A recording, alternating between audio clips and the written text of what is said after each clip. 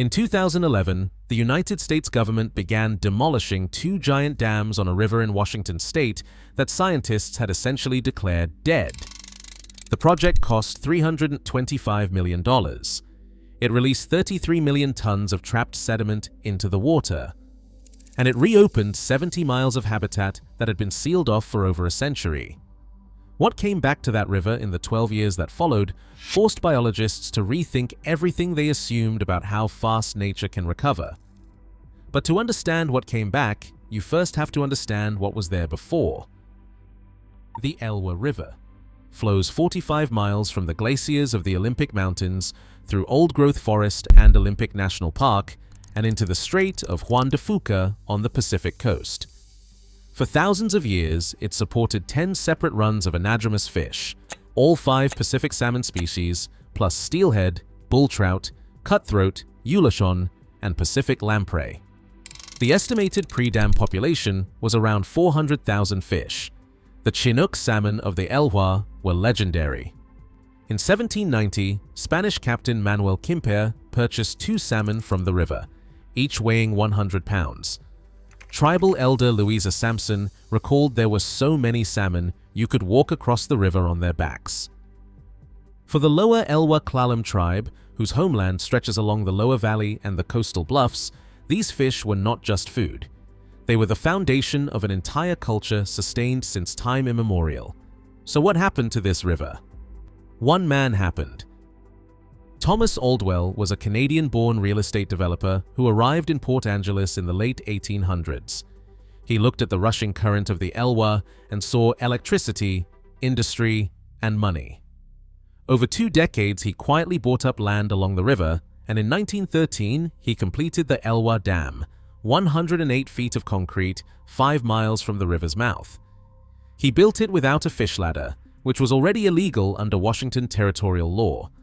He promised to build a hatchery instead. He never did. The dam itself was so poorly constructed, it partially collapsed during filling and had to be patched with fill material. The reservoir behind it, Lake Aldwell, drowned 267 acres of valley, including the lower Elwha Klallam tribe's creation site, the most sacred place in their spiritual tradition. No one in the tribe would see it again for nearly a century.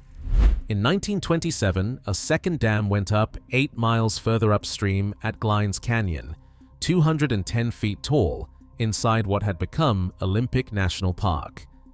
Neither dam had a fish ladder. Together, they powered the growth of Port Angeles and the Olympic Peninsula's timber industry. But they also blocked over 90% of the river's habitat, 70 miles of pristine spawning grounds sealed off behind concrete. Salmon runs that had numbered in the hundreds of thousands collapsed to around 3,000 fish. The dams also trapped the river's sediment. Before the dams, the Elwha delivered about 150,000 cubic yards of sand and gravel downstream every year. After the dams, that dropped to 2,400, a 98% decline.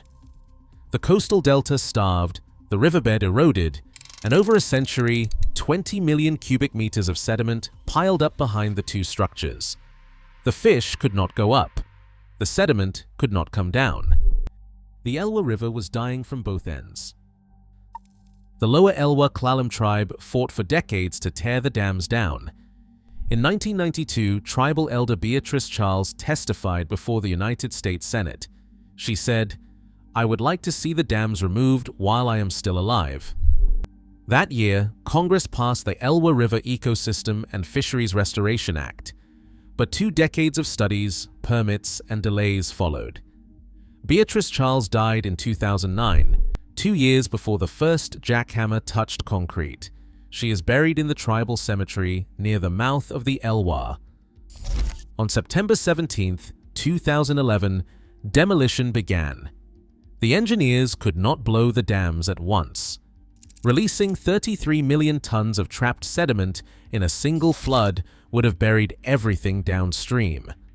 Instead, the dams were lowered in careful increments over 3 years. The Elwha Dam was gone within 6 months. The Glines Canyon Dam followed by the summer of 2014. For the first time in over a century, the Elwha flowed free from its glacial headwaters to the Pacific Ocean, and the river wasted no time. Over the next 5 years, 22 million tons of sediment flushed downstream. The U.S. Geological Survey calculated it would take 70 dump trucks running 24 hours a day for 5 straight years to move that much material. 90% of it reached the river mouth and the ocean. Scientists expected the peak disturbance to last a decade. It lasted 5 months. U.S. Geological Survey geologist Amy East said that it surprised everybody that the sediment moved out of the river as fast as it did. At the river's mouth, the transformation was visible from the air. More than 80 acres of new shoreline and sandbars appeared where there had been nothing but barren cobble. The river built a new delta, expanding seaward by hundreds of meters. Shallow estuarine habitat, the critical nursery zone for juvenile salmon, was restored for the first time in 100 years. Herring, sandlance, sardines, and surf smelt colonized the new shoreline. Dungeness crabs followed. The estuary was feeding again. The fish came back faster than anyone predicted. While the Elwha Dam was still being dismantled, salmon were already swimming past the rubble. In August of 2012, adult Chinook were spotted inside Olympic National Park, the first natural salmon migration into the park in nearly a century. Within 2 years, Chinook, coho, pink salmon, steelhead, bull trout, and Pacific lamprey were all spawning upstream of both former dam sites. In 2013, biologists counted 763 spawning nests on the river, over 77% of them upstream of the old Elwha Dam, in habitat that had been sealed off just 2 years earlier. Rainbow trout went from 3,200 in 2008 to nearly 25,000 by 2019.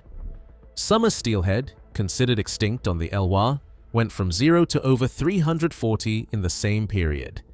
Scientists believe the migratory instinct survived dormant in resident trout trapped above the dams for a century.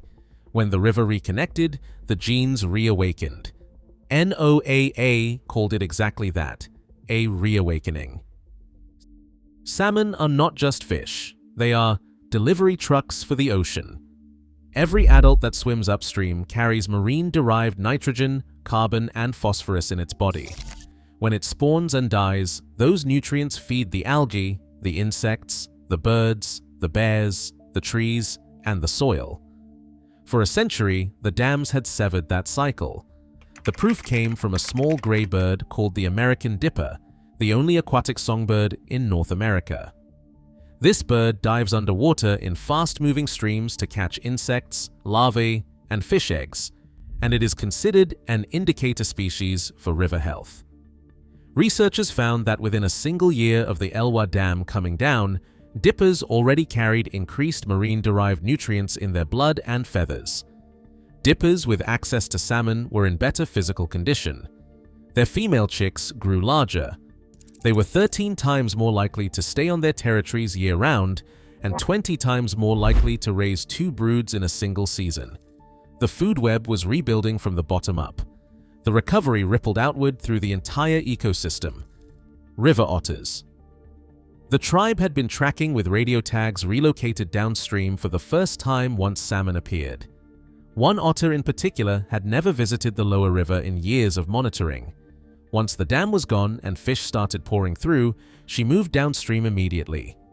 Tribal biologist Kim Sager-Fradkin said, "Maybe she saw these fish and wanted to see where they were coming from." 50 to 60 bald eagles showed up in winter, feasting on eulachon, an endangered fish experiencing its own population boom. Pacific lamprey, ancient jawless fish that predate the dinosaurs, were found spawning far upstream of both former dam sites for the first time in over a century. In the former reservoir basins, over 800 acres of exposed lakebed came back to life. The tribe installed 30 trail cameras across the area. The footage captured black-tailed deer, Roosevelt elk, black bears, cougars, bobcats, coyotes, beavers, fishes, and snowshoe hare. An entire terrestrial ecosystem was reclaiming land that had been underwater for 100 years.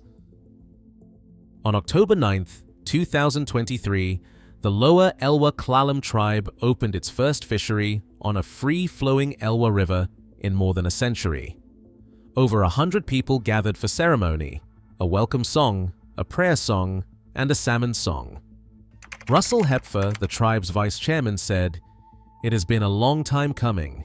The laughs, the joy we all feel in our hearts is just tremendous." Frances Charles, the tribe's chairwoman, said, "My hands go up to all the tribal members that always gave us the encouragement not to give up, to stay the course." Loretta Charles, 91 years old and the tribe's oldest living member, stood by the river and said, "My dad used to catch fish on this river big as me."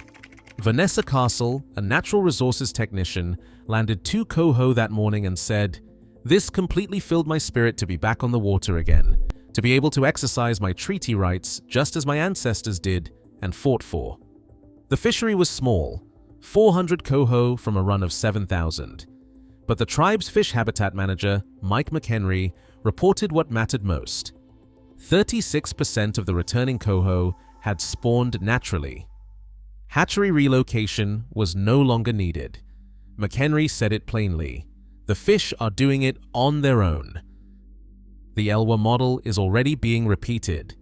On the Klamath River, straddling Oregon and California, 4 dams were removed beginning in 2024, directly inspired by what happened here.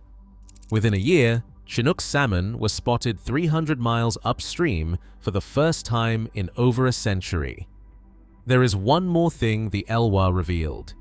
When Lake Aldwell drained for the final time, 1,100 acres of submerged land slowly emerged, and among them, tribal members found a rock formation with 2 deep depressions, the tribe's creation site known only through oral tradition for nearly a century.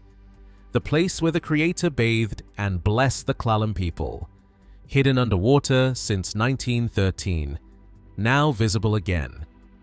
Adeline Smith, one of the oldest members of the tribe, said, "We lost a lot of land. The medicinal plants, the berries, the wildlife, they were all part of our life by the river. It was ours and our way of life. I hope someday it will be again." Today, the Elwha runs wild from the Olympic glaciers to a reborn delta on the Pacific coast. Chinook salmon are nesting in gravel that has not felt an egg in 100 years.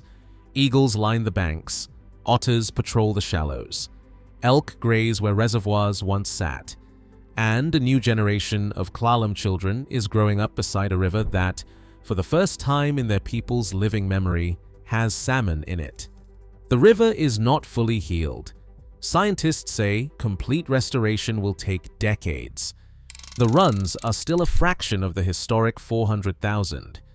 But every year, more fish return. Every year, the land reclaims a little more of what was taken.